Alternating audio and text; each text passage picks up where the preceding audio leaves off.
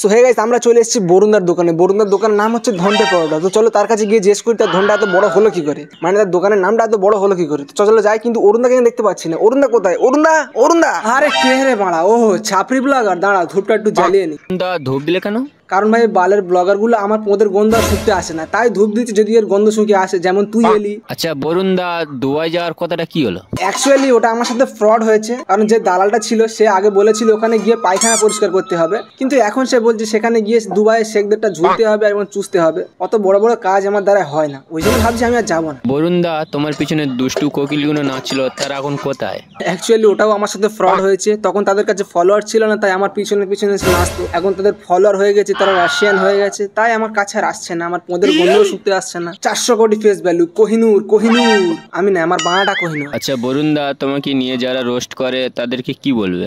যারা আমাকে নিয়ে রোস্ট করে বা সমালোচনা করে তাদেরকে পার্সোনালি বলতে চাই, সব বাড়া মেয়ে যায়, বাড়া মেয়ে। আর যেদিন সামনে ধরতে পারবো সব বাড়া কেটে গাঁড় মেয়ে বুঝে দেবো, গাঁড় মেয়ে। বরুণ দা, এখন কোথাও প্রমোশন করতে গেলে কত টাকা নিচ্ছে? আচ্ছা, আমি এখন তো সাধারণত 50,000 টাকা চার্জ করছি। এবার যদি চায়ের দোকান হয় বা অন্য কোনো দোকান হয় তাহলে 1000 টাকা থেকে শুরু করছি। দাঁড়া দাঁড়া, একদিন ফোন করেছে প্রমোশনের জন্য। হ্যালো, হ্যাঁ প্রমোশন করতে হবে।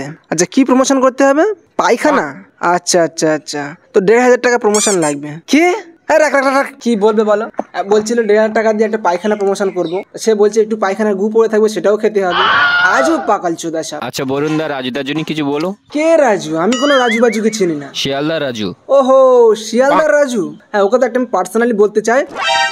যারা অশোকনগর, মধ্যমপাড়া, শিবনগর, ভীমনগর সবাই যেখানে আছে, যারা বিরিয়ানি বিক্রি করে তাদেরকে বলতে চাই, ভাই কেন ফালতু ফালতু বিরিয়ানি খেয়ে ভাই নিজের শরীরটা খারাপ করবে? 3 বেলা পরোটা খাও আর গ্যাস্ট্রিক হয়ে চিবিয়ে পড়ো। ভাই 400 কোটি ফেস ভ্যালু আমার, 400 কোটি। আচ্ছা 400 কোটি?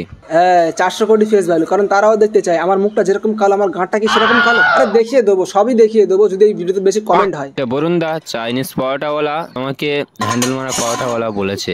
চাইনিজ পাওয়াটা ও পুরো ভাড় মে যায়, ভাড় মে। বোকা চোদা আদমি আছে মানে, সকাল সকাল এইসব কথা কেউ বলে বাড়া? চল ভাগ বাড়া, সকাল সকাল মুডটা বাড়া খারাপ করে দিল। সো গাইস, বরুণ দার বাড়ায় ঝাল লেগে গিয়েছে, এখন আমরা পালাই, পরে আসবো।